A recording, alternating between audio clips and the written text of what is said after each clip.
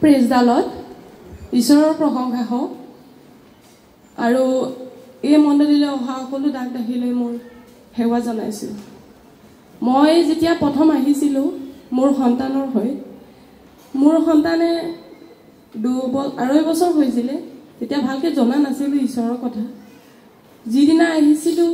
সেইদিনা মই প্ৰভুক লগেই নাপালোঁ ইমানেই মানুহ ভিৰ যে মই বাহিৰৰ পৰাই সেৱা কৰি গুচি গ'লোঁ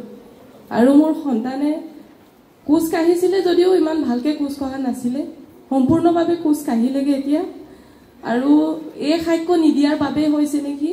এতিয়া মাত কথাটো অকল মা পাপাটোৱে কয় আৰু তাতকৈ বেছিকৈ নকয়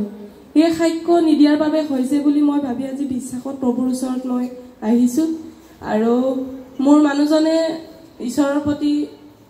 বিশ্বাসটো টোটেলি কম ঈশ্বৰে ইয়াকো যেন আশীৰ্বাদ কৰে মোৰ মানুহজনে নিজে এই গৃহলৈ আহি ঈশ্বৰৰ আশীৰ্বাদটো ল'বলৈ আহেগৈ যে আৰু মই